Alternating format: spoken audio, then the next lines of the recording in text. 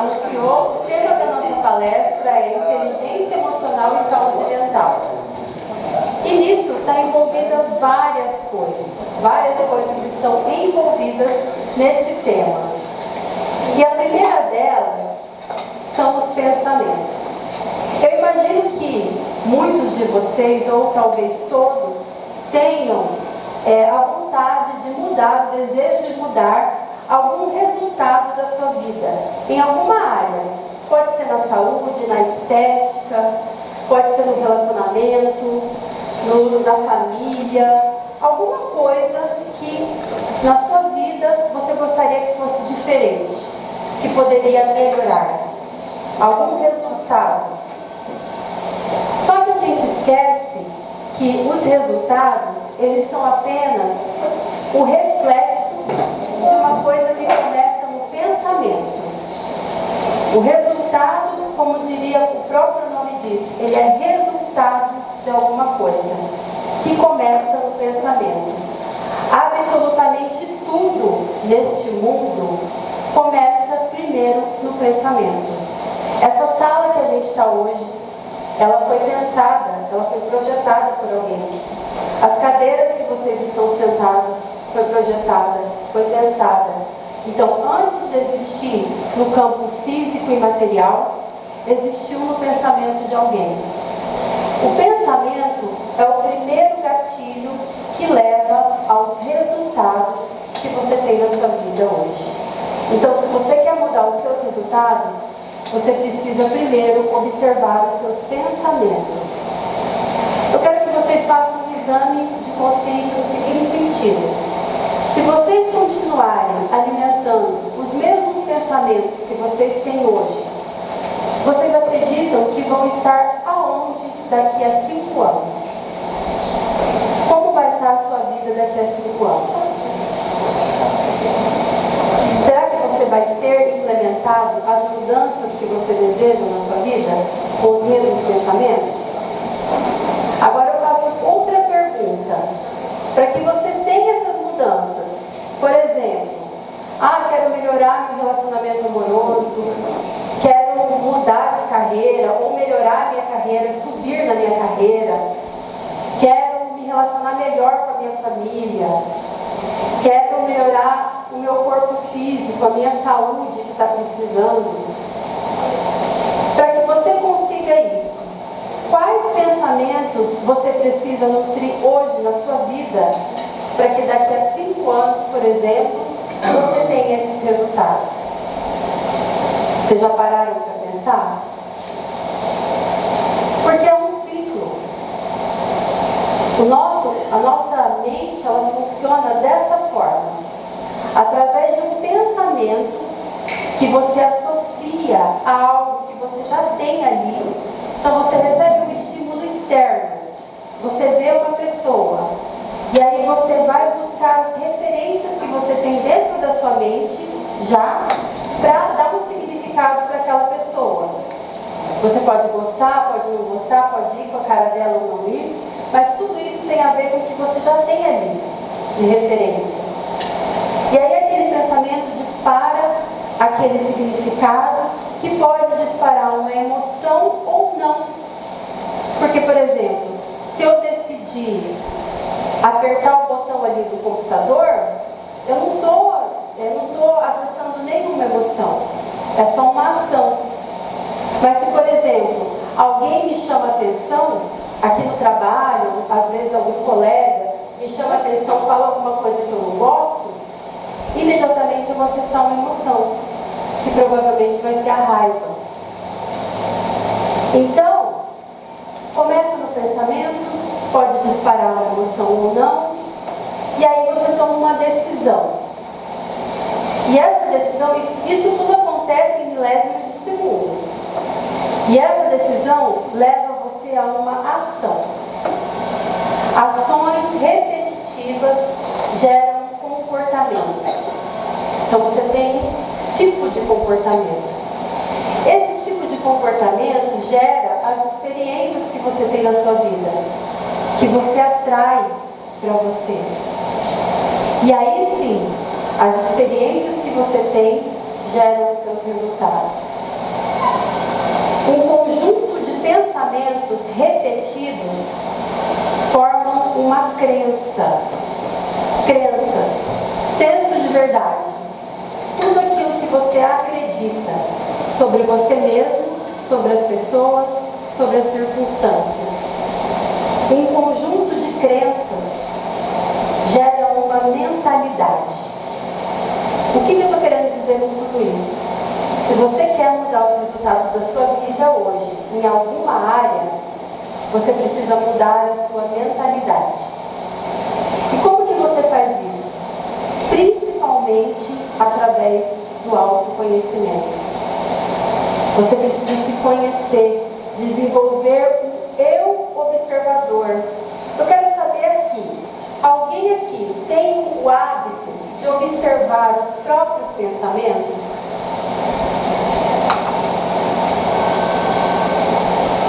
Pelo menos uma pessoa. É o eu observador.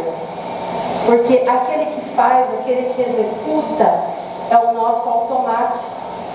Então, para que a gente possa fazer alguma mudança na nossa vida, a gente precisa ter um analítico, um observador, observando para onde a gente está direcionando o nosso foco. Porque os pensamentos, eles geram um foco. E o foco que constrói os resultados. Vocês acreditam, faz sentido para vocês, que o pensamento, ele é criativo? Ou seja, ele cria a nossa realidade?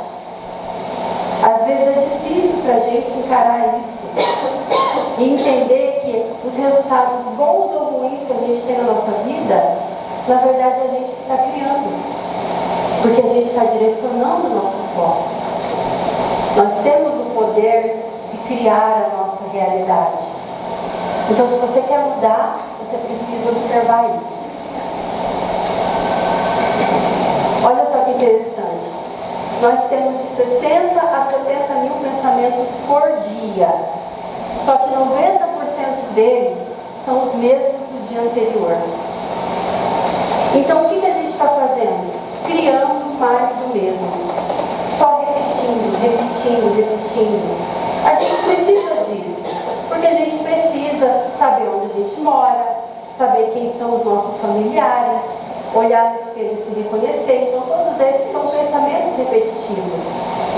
Mas o problema é quando você quer uma mudança na sua vida e continua fazendo as mesmas coisas. Albert Einstein dizia: insanidade é fazer as mesmas coisas e esperar resultados diferentes. Então, a gente precisa sair disso aqui. E como que a gente sai? Expandindo a consciência através do autoconhecimento, que é o principal pilar da inteligência emocional. E por incrível que pareça, 70% dos nossos pensamentos são desempoderadores, são autossabotadores. Vocês já prestaram atenção naquela vozinha que fica falando? Lembram do desenho do Pica-Pau? Que tem o diabinho e o anjinho? Já tiveram essa impressão que tem uma voz que fala com você? Às vezes tem pessoas que veem mais imagens, né? E tem pessoas que são mais auditivas e conversam com elas mesmas. Eu sou uma pessoa mais auditiva, então eu tenho essa voz interior que fica falando comigo. E aquela voz crítica, que fica colocando defeito em tudo, que fica falando que não vai dar certo, que fica buscando o erro, buscando a não conformidade. Infelizmente, o ser humano tem essa tendência para o negativo.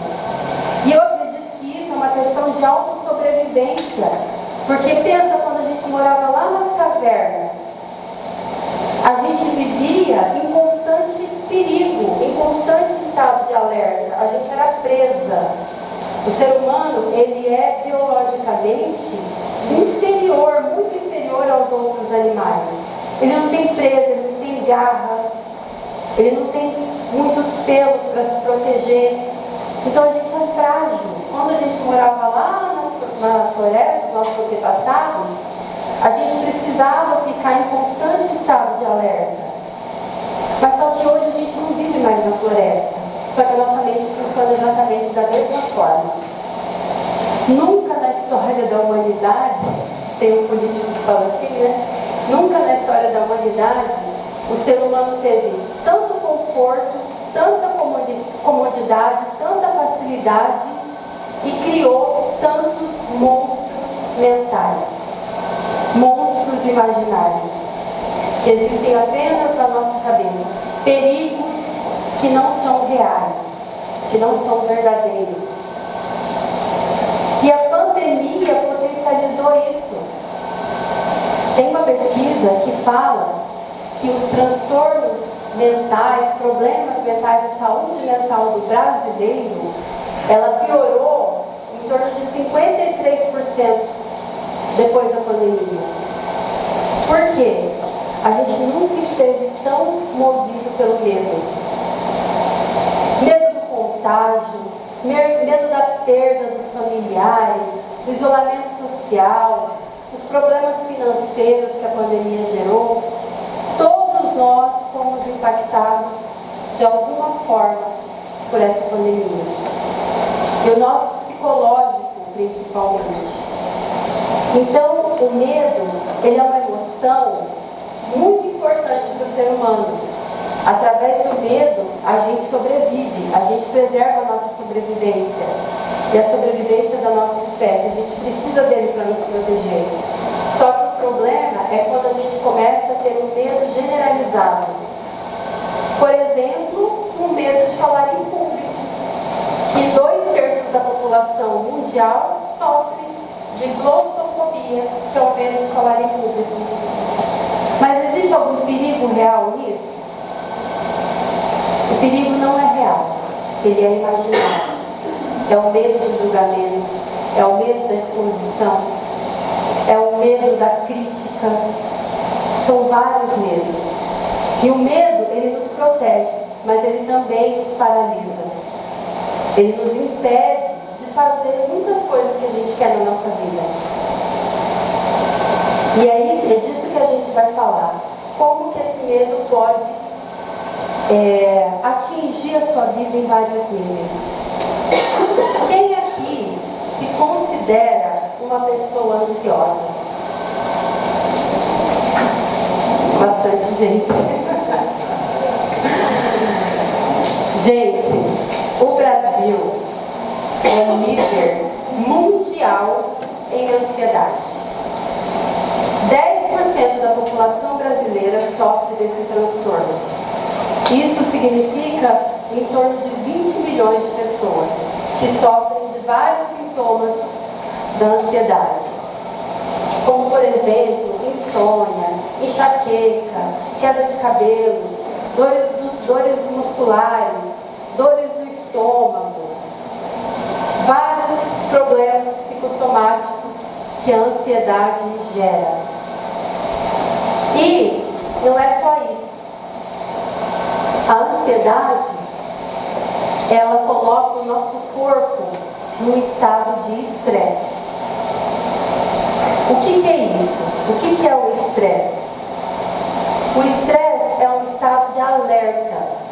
O nosso corpo identifica perigo.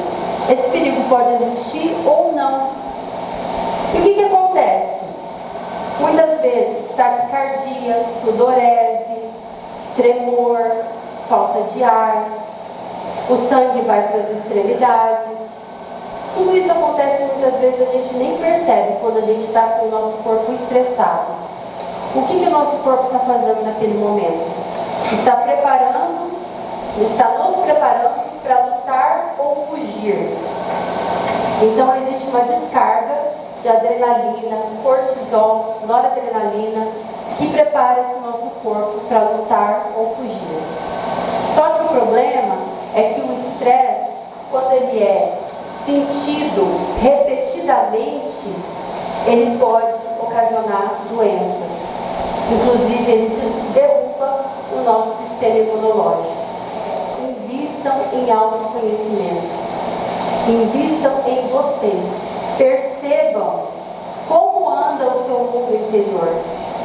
Como andam os seus pensamentos? Se você está muito negativo, porque infelizmente, às vezes acontecem 10 coisas boas e uma ruim. Mas o peso que a gente coloca na ruim anula tudo que aconteceu de bom. E tudo isso vai gerando essas químicas no corpo, que vai gerando todos esses problemas. Então, um pensamento, ele tem um potencial criativo, um potencial energético, que vai mudar os resultados que você tem na sua vida hoje. Percebam os seus pensamentos, percebam para onde está indo o seu foco e como que vocês estão se sentindo, quais emoções vocês estão acessando mais durante o seu dia a dia. Porque não é um simples pensamento inofensivo. Isso vai gerar para você algum resultado, que não seja de curto prazo, mas de longo prazo. E hoje em dia a gente tem que perceber isso tudo que a professora Ellen falou. Né? Além de ser formada em Sociologia, ela vai começar um mestrado, né, minha professora? Eu me vejo muito nela, porque ela conseguiu fazer com que eu começasse a perceber que eu também estava errado. Porque eu só trabalhava e passava com um trator por cima de todo mundo. Sem olhar. Eu estou melhorando. A cada momento, porque é uma coisa que não para essa melhoria. Porque tem dois caminhos, só dois caminhos. O caminho de você melhorar, ou o caminho de continuar fazendo a mesma coisa. E muito provavelmente você pode estar no caminho errado, achando que na sua razão, que é só 5% do seu consciente, que você está fazendo certo, mas quem comanda a sua vida todinha foi as coisas registradas no seu subconsciente e no seu inconsciente. Por que disso, Cláudio? Porque foi no inconsciente que ele tem o autocrítico, uma medulinha que passa aqui, bem uma pequenininha, que ali se concentra todas as nossas emoções. A raiva. Quem já teve raiva aqui, levanta a mão. Quem já ficou triste, levanta a mão. Vai levantando mais alto. Quem já foi magoado, levanta a mão. Mas também tem a alegria, tem o amor para compensar tudo isso. E aí nós temos dois tipos de pessoa. Alguém se identifica aqui? Eu me identifico. Eu sou tanto pessimista quanto otimista, né? Mas eu quero falar do otimista. O otimista é aquele cara que está, mesmo que aconteça algo de errado, ele vê que não é uma coisa universal que vai ser sempre aquilo. Por exemplo, quem já foi assaltado aqui? Levanta a mão. Vocês são assaltados todos os dias? Foi quantas vezes? Uma ou duas? Uma, duas. Você é uma menina de sorte. Você tem que ir mais na igreja rezar e esse lado pessimista aí. Porque o pessimista é assim, ele atrai, né? O nosso cérebro, ele é um componente elétrico. Esse cérebro aqui dentro, essa massa que a gente pesa em torno de 1,4 kg, ele é uma massa. Mas tem uma mente, tem os neurônios. E ele faz isso. Ele faz com que ou você pense positivo e consiga as coisas e atrai as coisas, ou você fica sempre olhando de uma forma que, não vai dar certo. As coisas dão muito errado para mim. Isso acontece com todo mundo. Não acontece com todo mundo. Dependendo do que aconteceu, não acontece com todo mundo. Faz sentido para vocês? E o que o pessimista faz? Ele abrange muito, ele permanece ali dizendo que, meu Deus, o Hard, quem assistiu o desenho aqui, está tudo novinho, né? Aquele desenho Hard o leãozinho e uma hiena. E ele falava assim naquela época: da próxima vez a gente traz isso daí. O Hard falava assim: ó céus, ó vida. Quem é mais velho aqui? Já assisti, quem é mais velho? Tinha o desenho, a hiena só falava. De vez em hiena ser feliz, mesmo ela dando risada. Você já viu o que é hiena? Quem já viu uma hiena? Ela dá risada, né? Ela tem o estímulo de dar risada. Só que ela anda assim, ó. É um símbolo de para baixo, que está na escassez, está sempre se vitimizando, está sempre buscando culpado. E o pessimista está sempre buscando esse culpado. Ele nunca vê que ele pode mudar o pensamento dele para buscar algo diferente na vida dele, para buscar uma coisa melhor na vida dele. Infelizmente, o pessimista é assim. E ele dá rotula, né? Ele personaliza as pessoas. Ah, aquele lá está achando que está dando risada, é otimista, mas na vida dele não está tão boa assim, não. Isso é para lá, cara. Vai cuidar da tua vida, deixa eu cuidar da minha, não é verdade? Deixa eu buscar algo diferente na minha vida. E o autoconhecimento é a busca incessante de algo diferente. Porque a gente foi tratado e colocado numa régua como se a gente só fosse aquele boletim. Quem é que é a turma dos 5, 6 ali no boletim? Tirava C? Só eu? Porra! Tu também? E aí, irmão? Tamo junto. Estamos ali sempre na faixa do C, do 5, do 6, do 6,5. Quem aqui é a faixa do 7, do 8? Levanta a mão. Eu também era, mas era em educação artística e educação física. Ué, não é a matéria que dão no colégio para nós? Agora o que tu vai fazer com aquilo não se sabe. Quem aqui é químico? Tem algum químico? Alguém sabe 5 coisas da tabela periódica? Menos água. Isso aí, carbono, pelo amor de Deus. A gente não guarda essas memórias, porque não serviu para nada. Então, você é um boletim? A gente é um boletim? Ou a gente pode ser além daquele boletim? Ou a mais? Faz sentido para vocês o que eu estou querendo buscar aqui, na memória de vocês? A professora colocava a gente assim, ó, vergonhoso, ó. Sabia disso? Na terceira série, quarta série, porque a gente não brincava muito na rua, chegava lá no colégio, o que a gente queria com um monte de amiguinho? O que eu quero fazer aqui? Brincar com vocês, conversar, bater papo, falar da minha vida, escutar da tua vida.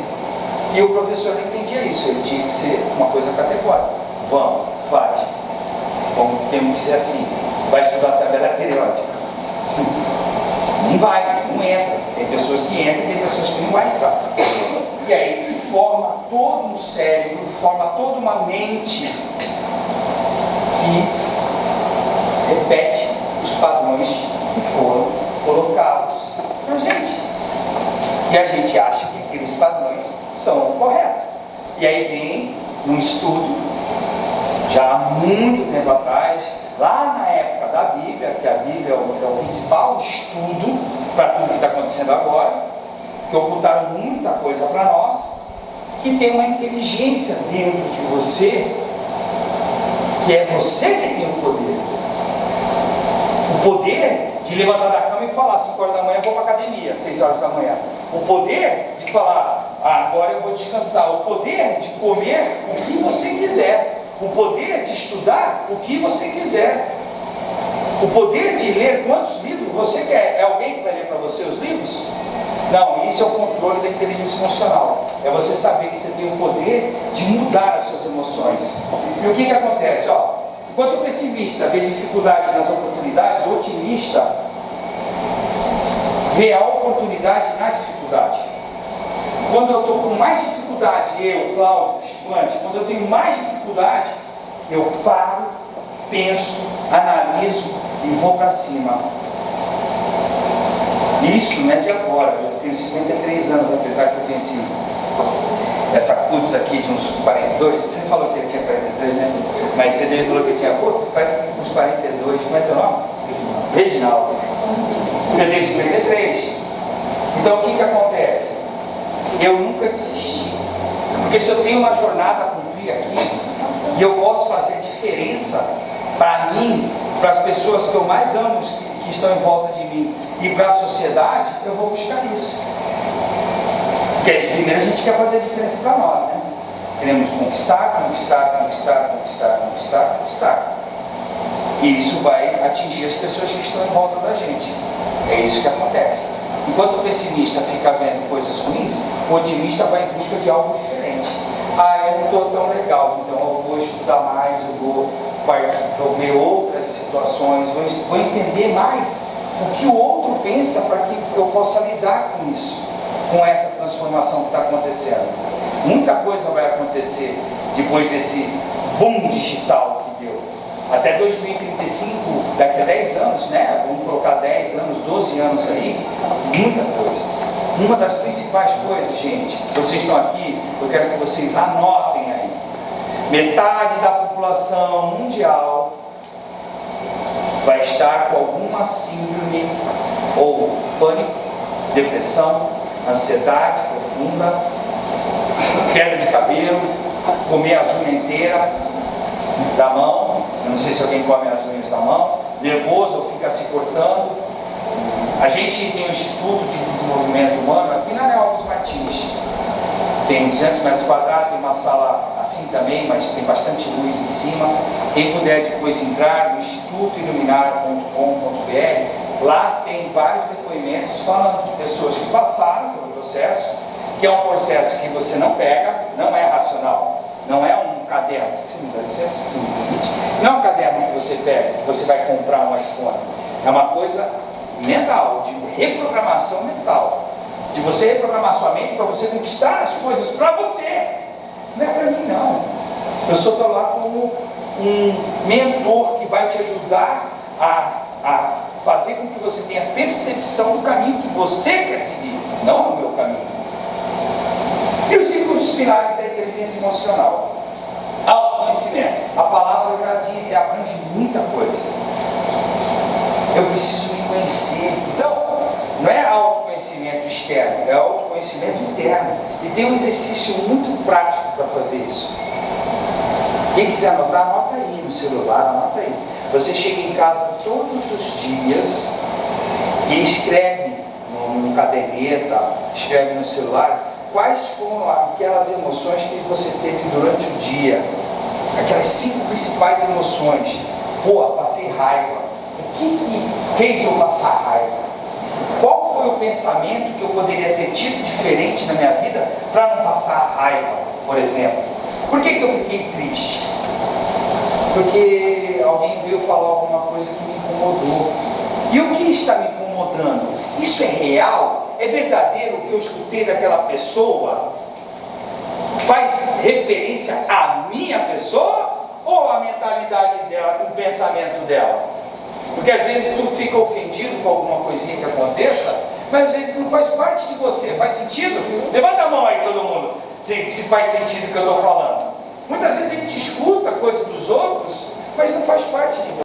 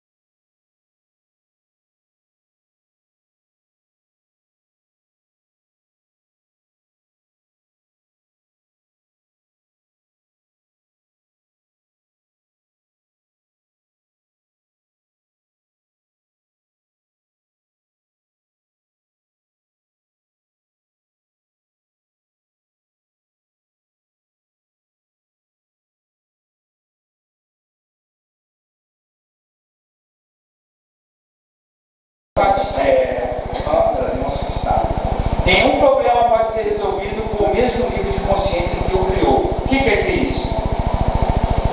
Fiquei com raiva do meu marido. Quem tem marido aqui? Não quer nem botar a mão.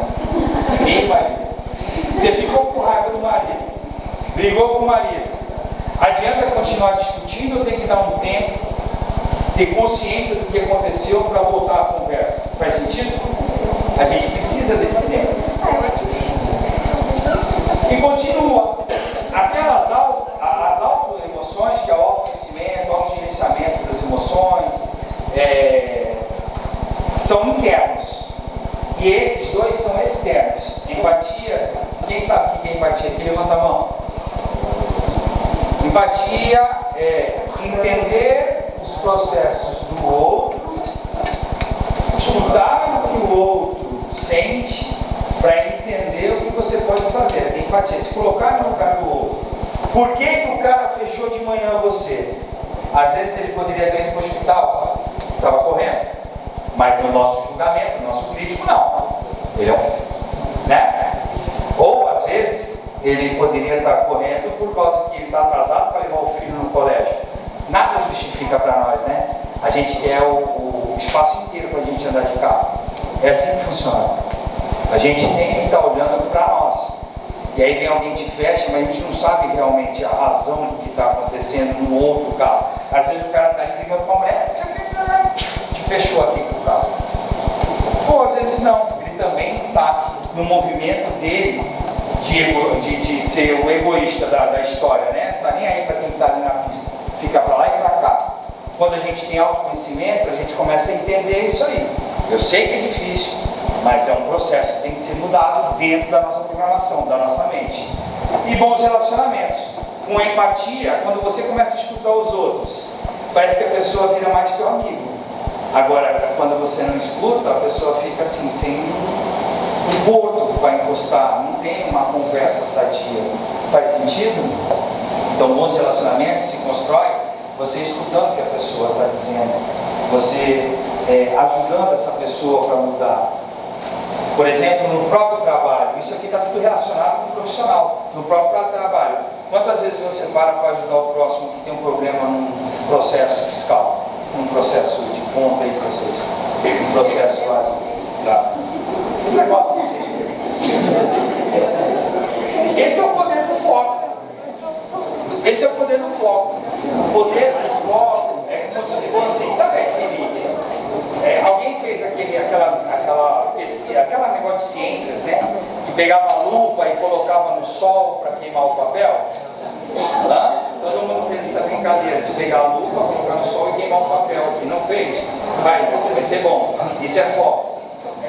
Então, quando você canaliza os seus pensamentos para aqueles ideais que você quer, e você bota foco, muito provavelmente, e nessa foto, você vai chegar mais longe com a imagem. Faz sentido? O foco é o poder que a gente tem de colocar o pensamento maior naquilo que realmente, verdadeiramente faz sentido na nossa vida. Isso é o foco, para a gente ir mais longe. E a gente só consegue ir mais longe se dedicando.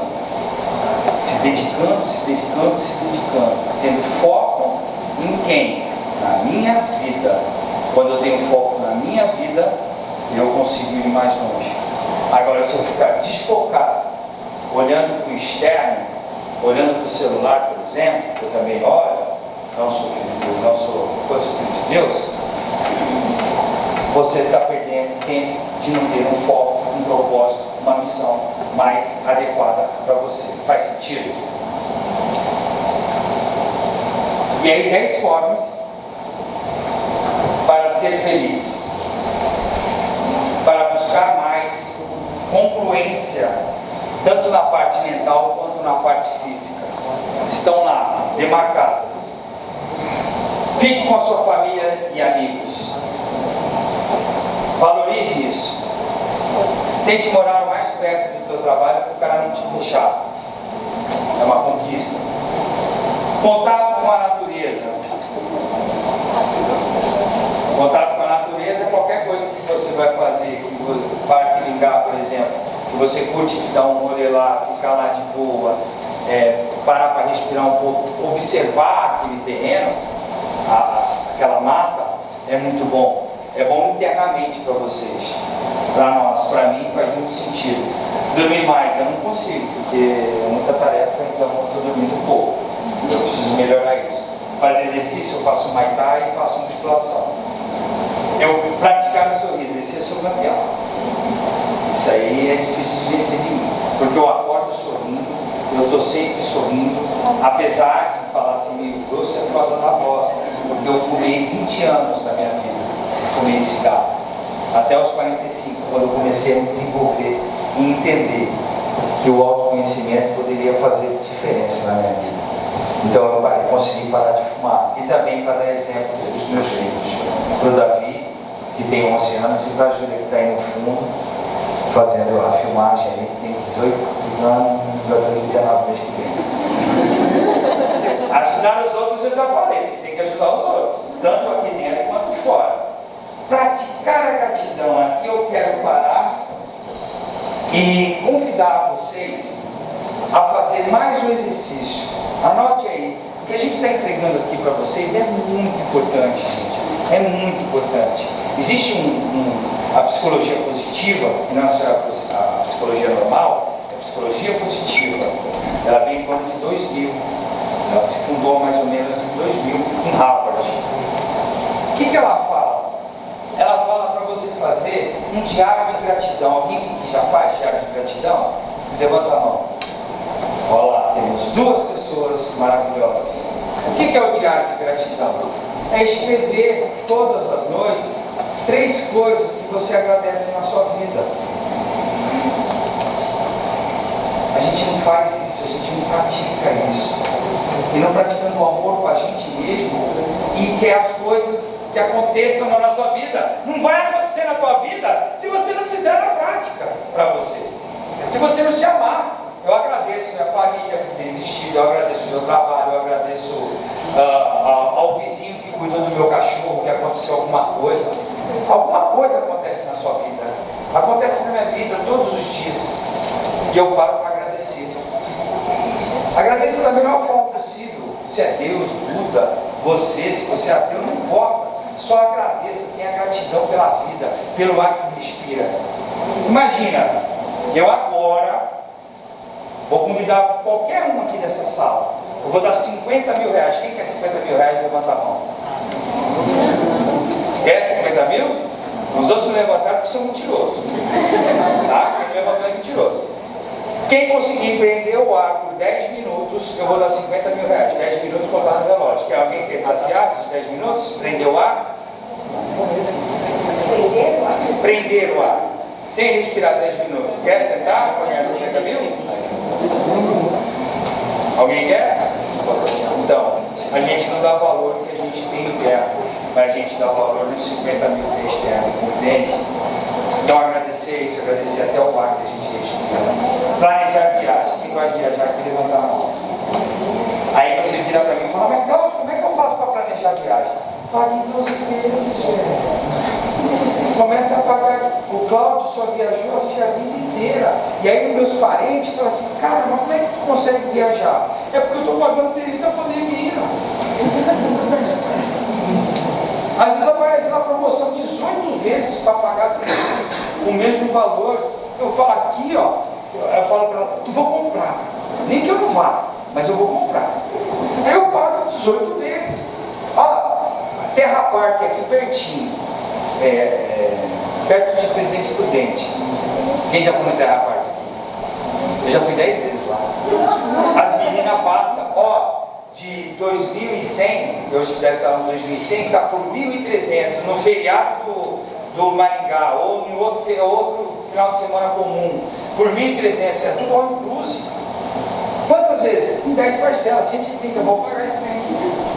Eu pago. E meditar. Meditar em qualquer hora, em qualquer momento, até dentro do banheiro você consegue meditar. É você olhar, parar de mexer nas coisas e olhar para dentro um pouco de você. Olhar para dentro de si. E aí no Instituto Luminar tem essa caminhada.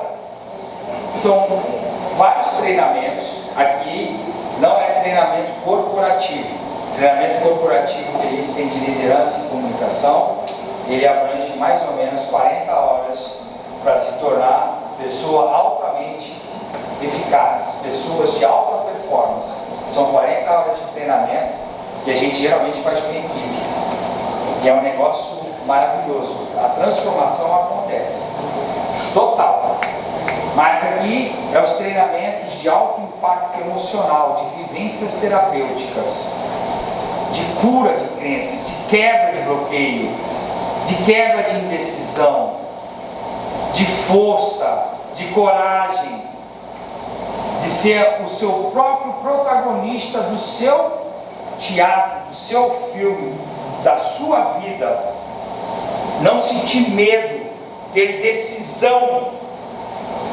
E eu garanto isso, 110%, porque as pessoas que passam lá, decidem mudar a vida delas. Só que todo mundo tem que fazer a parte. Não tem uma carinha de condão aqui, vai bater na... Não, você tem que pegar para você, abraçar a sua vida de todas as formas para poder trazer para você a felicidade que tanto você quer, não é os outros. E é para pessoas que querem mudar de nível, que não tem idade, como eu falei, para você buscar algo diferente na sua vida, buscar algo impactante, que realmente você tome uma decisão.